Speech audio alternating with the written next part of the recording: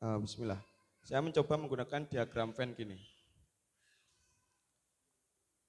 Katakanlah yang subjektif tadi, yang menurut pribadi masing-masing, itu kita sepakat bahwa sastra itu subjektif kan ya.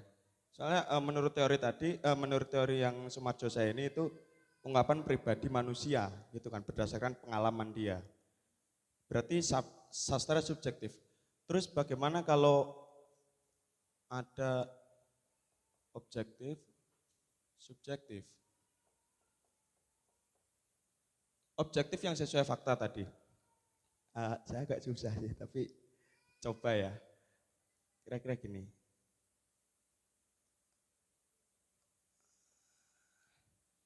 Ini sastra,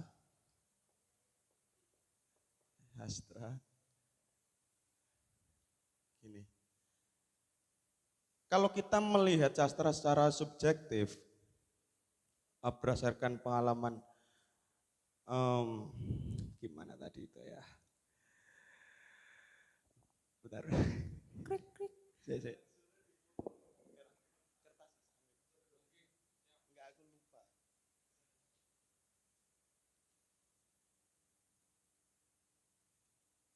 Katakanlah contoh yang jurnalistik tadi. Jurnalistik tadi itu kan tadi sudah dijelaskan sama Mas Ahmad bahwasanya beda jurnalistik sama sastra itu jurnalistik lebih objektif, kalau sastra itu subjektif gitu kan ya. Nah itu kalau dari pandangan objektif. Jadi jurnalistik ini masuk ke objektif. Kalau di penjelasannya Mas Mas Sahal tadi bahwasanya jurnalistik itu dimasukkan dalam produk sastra itu menurut pandangan subjektif. Karena Mas Sahal berpendapat bahwasanya cover both set dalam jurnalistik itu mustahil. Nggak mungkin dia berimbang, nggak mungkin dia nggak bertendensi. Pasti itu ada intervensi dari diri seseorang sendiri gitu. Makanya jurnalistik tadi kalau menurut penjelasan Mas Sahal itu masuknya ke sastra dipandang secara subjektif. Terus bagaimana kalau naskah keagamaan, kalau Al-Quran gitu kan ya. Keagamaan itu mengandung sastra, jadi kan subjektif. Tapi terus subjektifnya siapa? Apakah Nabi Muhammad? Mengerikan. Ternyata bukan itu. Iya. Jadi subjektifnya siapa? Gitu kan. Itu kan menurut pengalaman tapi subjektifnya siapa? Tapi mungkin saya berpendapat juga bisa saja itu subjektifnya Tuhan, hak prerogatif Tuhan. Maka saya di sini ingin menggugat teori Sumarjo saya ini tadi bahwasanya sastra itu adalah ungkapan pribadi manusia. Sekaligus balik ke tema tadi memperluas enggak hanya manusia. Saya membuat antitesis itu bahwasanya sastra itu ungkapan pribadi siapapun. Mungkin kedepannya bakal ada ya karya sastra dari makhluk hantu, dari kuntilanak atau apa pocong kirim surat ke kuntilanak dan kumpulan naskahnya itu dikumpulin, itu kan jadi karya sastra pocong. Gitu. Maksudnya semakin gini semakin luas gitu. Jadi saya pengen tidak setuju ke teorinya Sumarjo saya ini bahwasanya sastra itu bukan hanya ungkapan pribadi manusia. Gitu. Terima kasih.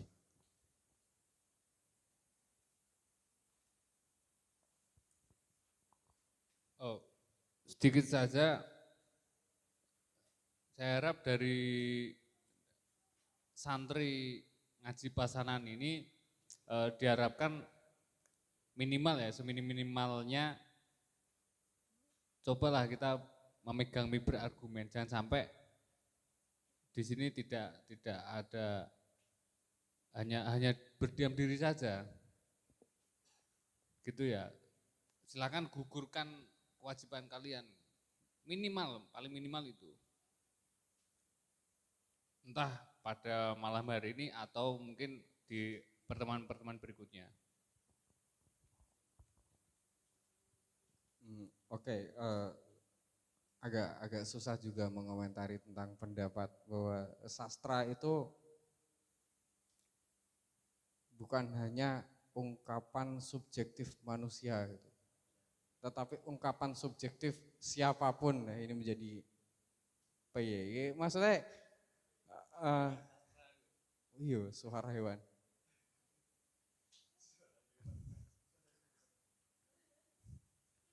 Semakin absurd gak diskusinya? Oke, kalau kalian mungkin bisa sampai selesai ya mengikuti kelas ini, tapi sialnya saya besok harus meninggalkan sini, jadi yang paling punya potensi tersesat adalah saya sebenarnya. Dan teman-teman, seandainya saya gila setelah ini, teman-teman memiliki kontribusi terhadap kegilaan saya. Tenan, karena setelah ini saya akan meninggalkan ini dan saya tersisa di pernyataan terakhir tadi bahwa sastra merupakan ungkapan subjektif siapapun. Iku nek sampai tak percaya kemudian dan lain sebagainya. Yuk, piye ngono ya?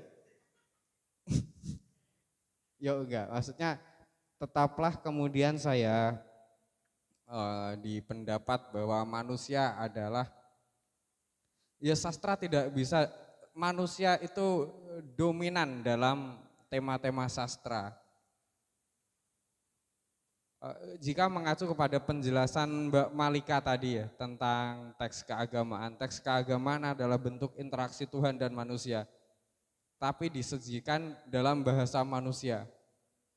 Ya tetaplah di situ tema-tema yang dibahas adalah bagaimana Tuhan berinteraksi dengan manusia dengan bahasa manusia. Artinya manusialah yang berbicara dengan manusia itu.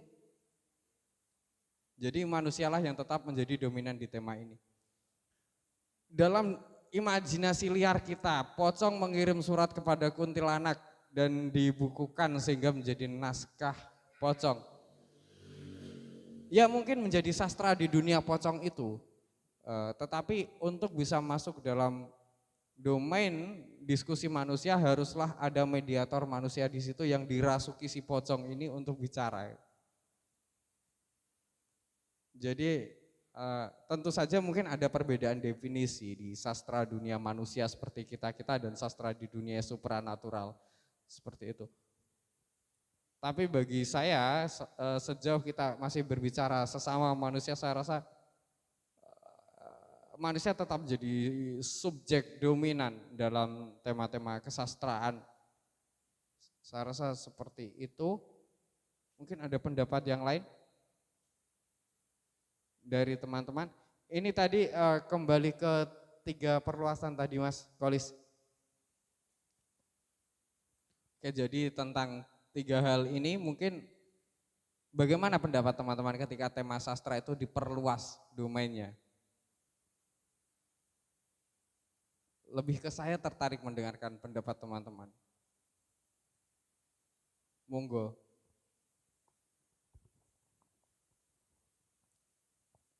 Masih banyak yang belum mengutarakan pendapatnya ya.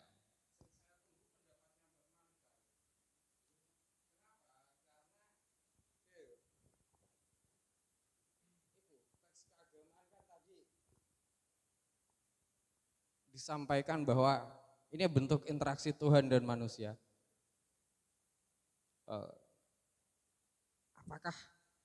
Apakah kemudian itu termasuk dalam domain sastra kita? Ataukah karena itu bersifat sangat transenden ya, sangat supranatural, itu bukan lagi domain sastra tapi lebih ke apa ya, spiritual apa piye? Atau piye? Itu tentang teks keagamaan. Mungkin juga Mbak Malika atau teman-teman yang lain juga punya pendapat tentang konstitusi dan jurnalistik. tentang itu, atau di sub percakapan yang sama sekali berbeda dari slide yang saya presentasikan, silakan saja. Di sini semakin banyak kita menyangkal atau memiliki pendapat baru akan sangat berguna untuk mempertajam rasionalitas kita di sini.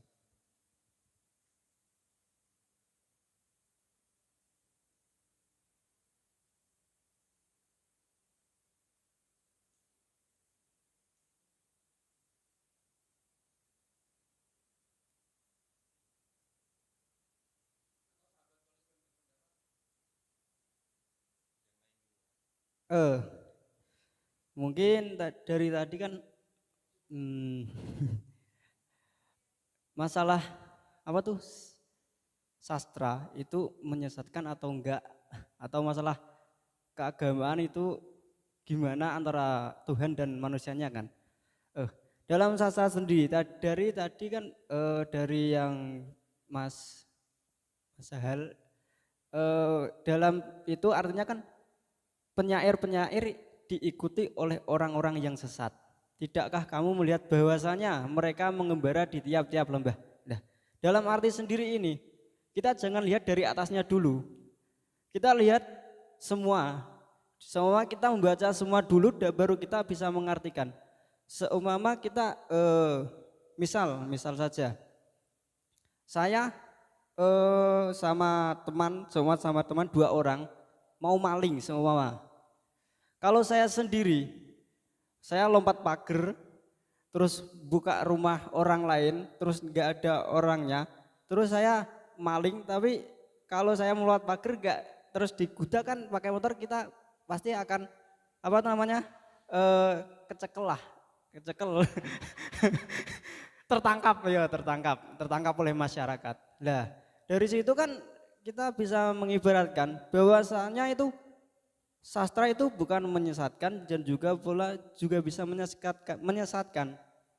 Kalau sastra kita baca dulu dari sore tadi kita apa tuh Mas? Ke sawah, ke sawah. Kita kan membuka bedah dari karya dari Mbak Eva kemarin tadi. Nah, di situ kan juga ada menggorok seorang leher ibu, seorang bapak menggorok seorang lehernya ibu lah. Nah, istrinya.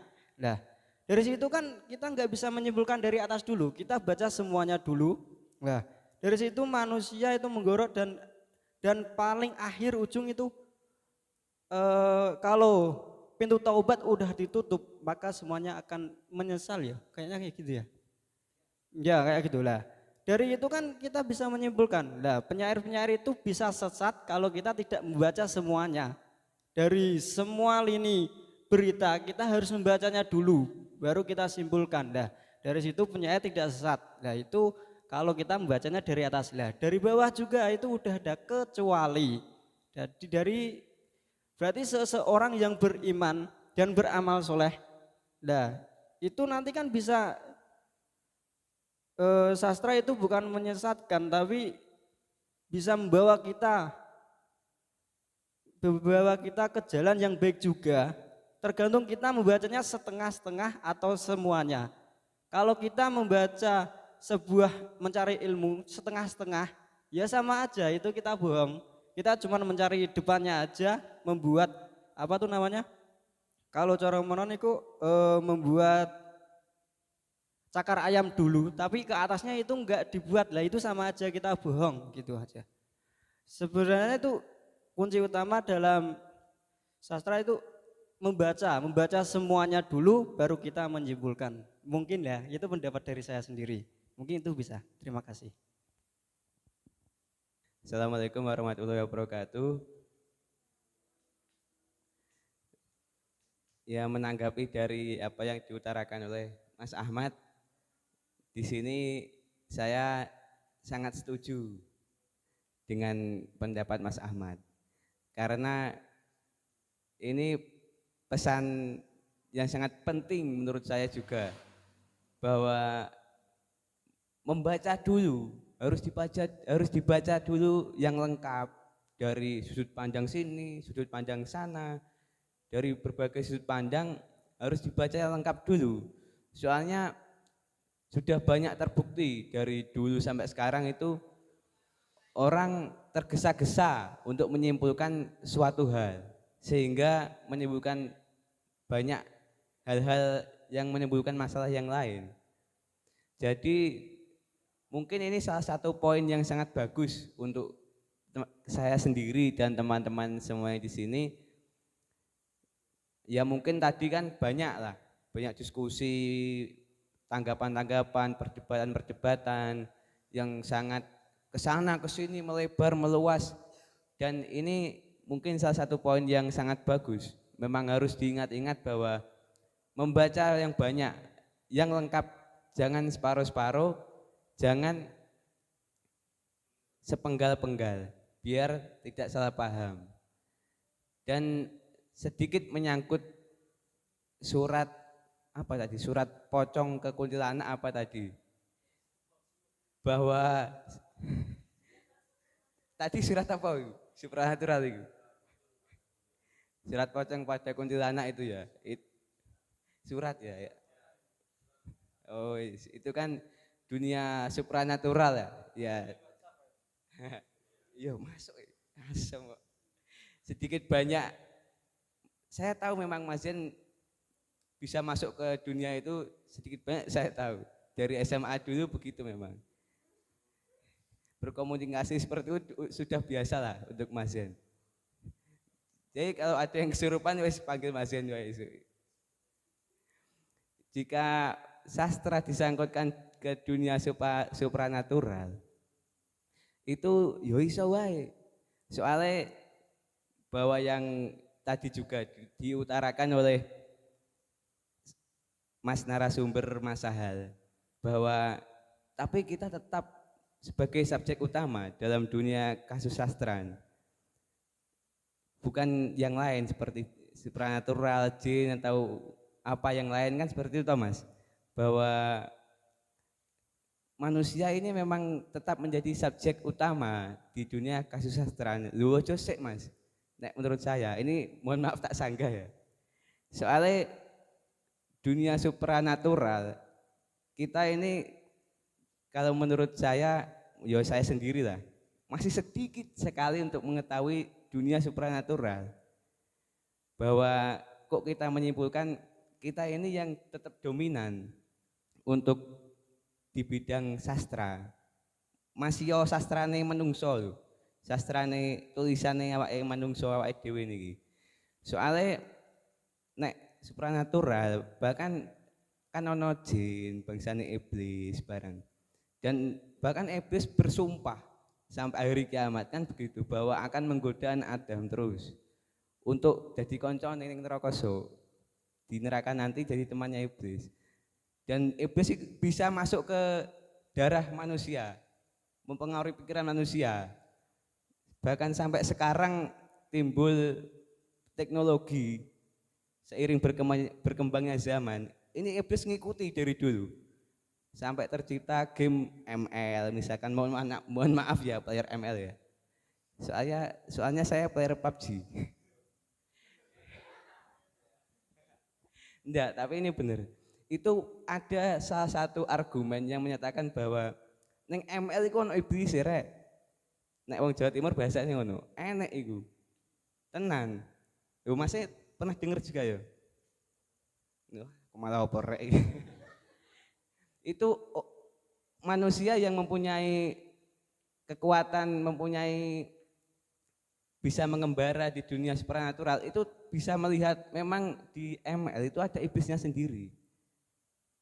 Supaya manusia itu terlena. Yo mungkin iya.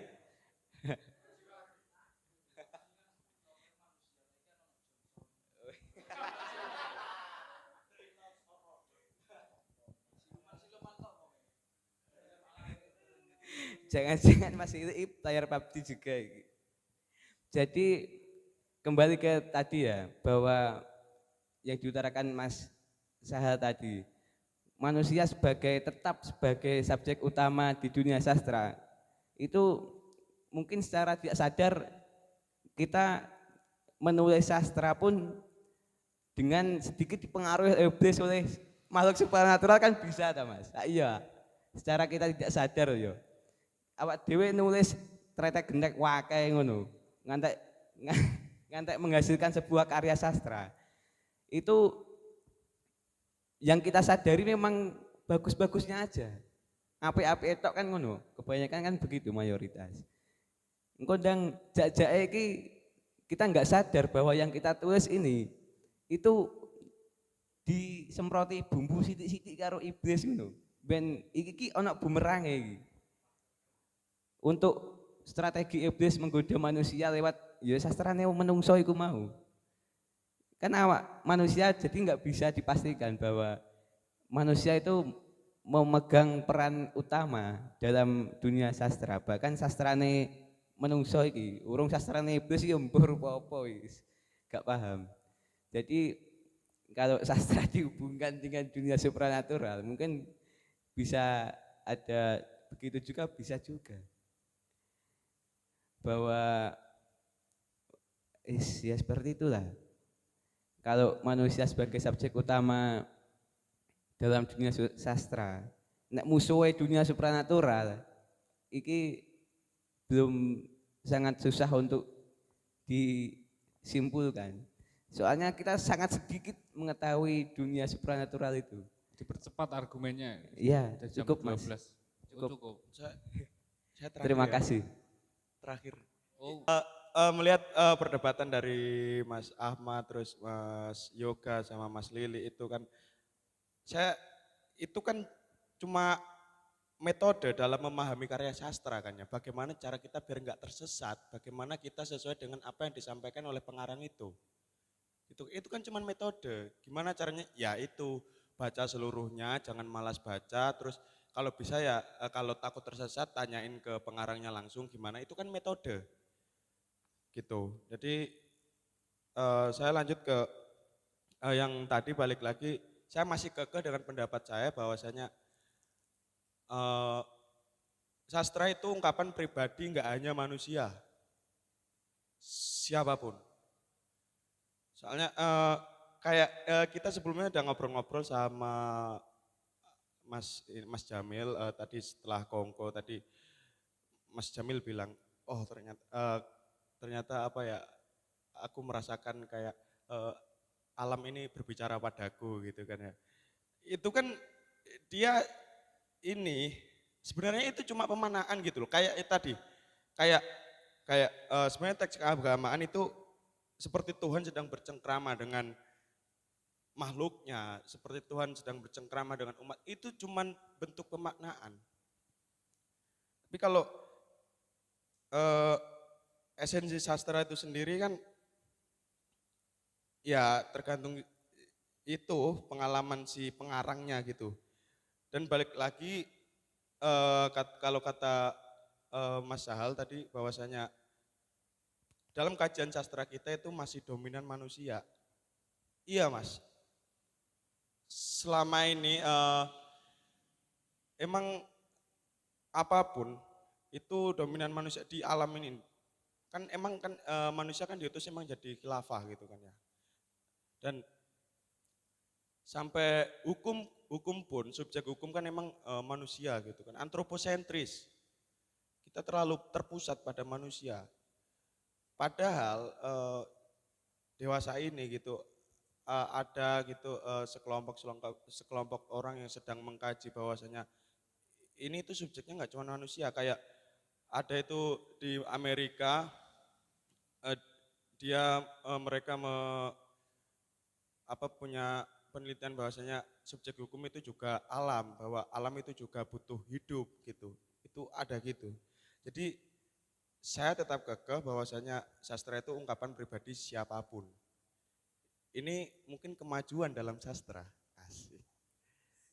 Kedepannya ya itu, saya masih percaya bahwasanya akan ada itu karya sastra dari Pocong, karya sastra dari Genderuwo, karya sastra dari Badarawuhi, siapapun. Ada karya sastra dari pohon, ada karya sastra dari sawah, daun, semuanya bersastra. Gitu. Terima kasih. Oke. Eh, Saya mencoba melirik dari materi kemarin ketika kata-kata nah, ketika kata-kata menguasai manusia. Nah, ini eh, sejak awal kita lahir sampai saat ini kita selalu membutuhkan alat komunikasi berupa bahasa yaitu kata-kata. Itu sama saja ketika saya sendiri di sini juga menggunakan kata-kata untuk berkomunikasi dengan kalian. Dan kita sama tahu sendiri yang terjadi dalam sastra itu ada yang berpendapat sebagai alat menutupi keburukan. Barangkali yang di sini mencoba untuk menjerumuskan kalian gak sadar untuk tersesat atau apalah. Nah, makanya perlu kalian bantah yang ada di sini. Kita kan nggak ngerti, aduh-aduh dari jauh-jauh pemateri datang, wah punya misi apa?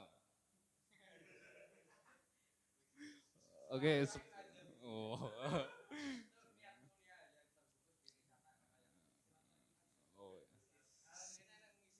Semoga tersemogakan. Silahkan ditanggapi sebelum.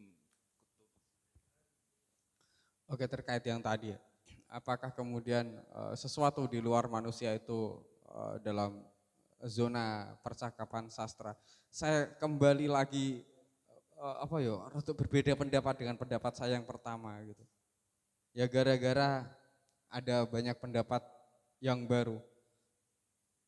Misalnya gini, menjadi unik ketika kemudian kita membicarakan eksistensi supranatural seperti halnya pocong dan kuntilanak. Dan kemudian saya teringat bahwa dalam Al-Quran itu ada surat jin. Dan dalam ayat pertamanya itu ada jin yang berkata dengan sesamanya, berdiskusi dengan sesamanya, dia berkata inna sami'na Qur'anan ajaba yahdi ilar rusdi fa'aman nabi. Sesungguhnya saya telah mendengar Quran yang menakjubkan. Wah, aku langsung merinding ya, serius. Itu, jadi Al-Quran merekam bahwa di luar sana, di luar dunia kita itu pun bersastra. Bahkan kemudian ketika Al-Quran menerangkan tentang siapa itu Nabi Daud dengan suaranya yang indah, itu mengajak gunung-gunung, pepohonan, bebatuan untuk bertasbih. Dan tasbih dalam susunan kalimat itu mengandung keindahan sastra. Jadi bahkan pendapat sahabat Zen ini ternyata dalam penafsiran saya terverifikasi dengan informasi yang ada di Al-Quran gitu. Bahwa batu-batu, gunung-gunung, angin dan lain sebagainya bertasbih. Kemudian informasi yang terekam dari dialog antara jin dan sesamanya, inna sami'na Qur'anan ajaba itu tadi. Saya rasa saya agak meragukan pendapat saya sendiri bahwa manusia itu dominan gitu. Saya rasa itu dan di akhir studi ini saya mengucapkan terima kasih atas kesediaan teman-teman mengikuti sesi ini sampai akhir. Dan seperti halnya konklusi saya tadi, kita kembali ke penafsiran subjektif kita masing-masing terkait sastra. Dan kita berhasil menjadikan sastra ini sebagai media diskursif. Artinya sastra yang suci itu kita tafsiri, kita telanjangi sampai sejauh ini. Saya rasa itu adalah pencapaian yang agak lumayan untuk kelas ini. Saya rasa itu, terima kasih, saya kembalikan pada moderator. Kita beri aplaus bersama. Saya kira cukup dan sebetulnya tidak cukup. Maka dari itu mungkin di sesi-sesi berikutnya, di pertemuan pada, ya semoga kita diberi umur yang panjang sehingga dapat berjumpa di umur-umur berikutnya. Oke, terakhir dari saya tetap menunggu dari santri-santri yang masih menyimpan idenya di dalam pikirannya, sehingga tolonglah di-share, jangan disimpan sendiri. Gitu. Atau nggih, Babak Kangkang Mas Bayu yang masih belum berani bicara sehingga tidak yang mendominasi bicara di sini tidak hanya orang-orang sing yo mas-mas gitu sing mendominasi. Ya kan terakhir tidak hanya manusia saja yang mendominasi sastra. Yang lain yang diam-diam makhluk halus juga harus. Oh iya, harus inilah, harus berani bicara. Ya Mbak Eva dan kawan-kawannya. Itu dari saya cukup sekian. Besok masih ada season 2 materi, Bu Purnamawati dan Mbah Sus. Silakan dipersiapkan untuk persiapan besok. Kurang lebih mohon maaf, wallahu muwaffiq ila aqwamit thoriq. Wassalamualaikum warahmatullahi wabarakatuh.